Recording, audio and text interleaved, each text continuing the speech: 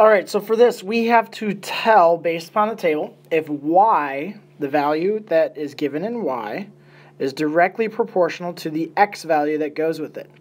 If it is, so first we have to say yes or no. If it is, we have to find the constant of proportionality, and then we're going to write the equation. So the first thing we have to do is figure out, is it a yes or no? So we want to look at our x value, and we want to say what times our x value would equal the y value, but it has to be consistent with everything. So looking at this, we know 1 times 4 is 4. That works. So what's 2 times 4? 8. Well, what's 3 times 4? 12. Because that works nicely for everything, this would be yes. X varies directly to y.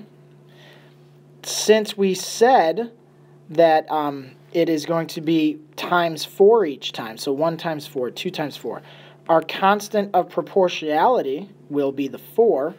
Then to write the equation, we want to start off with y equals some mystery number and then x. So you always have a y, you always have an equals, you always have an x, and the question is this mystery number. Well, in this case, our mystery number is going to be the constant, which is 4. So instead of writing it like that, we will write it as y equals 4x. So this would be part of the answer, this is part of the answer, and this is part of the answer. For the next one, very similar. So we want to say 2 times what would give you 160. So that would be 2 times 80. Oh, that's terrible. I'm going to erase that. So we would say 2 times 80. 2 times 80 gives you 160. 4 times 80 is 320. So that does not work. So right away, because it's not consistent and works on every single value of x, it is a no. For this one, we want to solve for y if we're given an equation. So, in order to get rid of that y, we're going to multiply both sides by the reciprocal, which is 4 over 1. So on the left-hand side, those cancel, and we're left with y equals. Remember, we want it always to be y equals some number times x. That's it. Nothing after it. We don't want anything at the end, in the back. We don't want anything else. We just want y equals some number times x.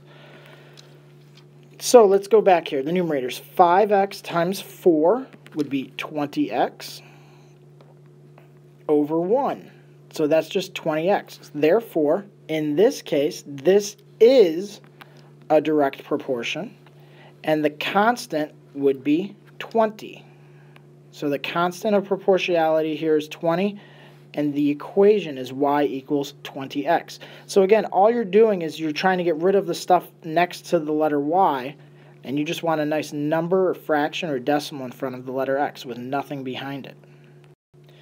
So if we look at this one, right away I could solve for y by taking this to the other side.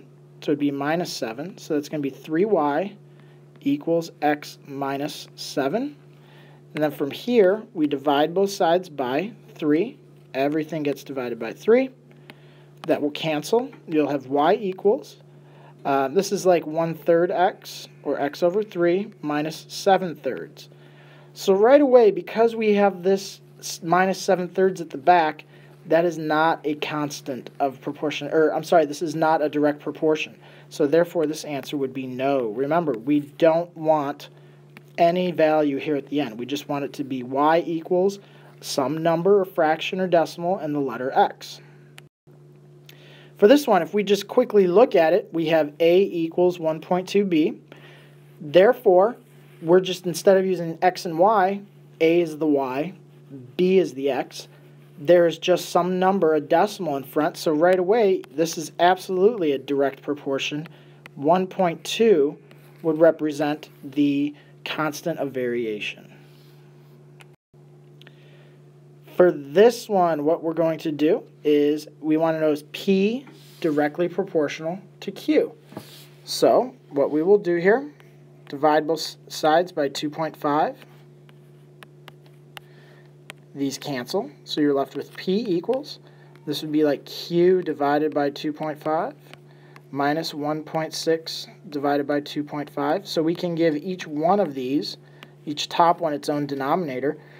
And right away, though, we don't have to even go any further. Because we have this value at the end, this is not going to be a direct proportion. So right away, our answer is going to be no. So that's it. If you got questions, let me know. Well, see you later. Bye.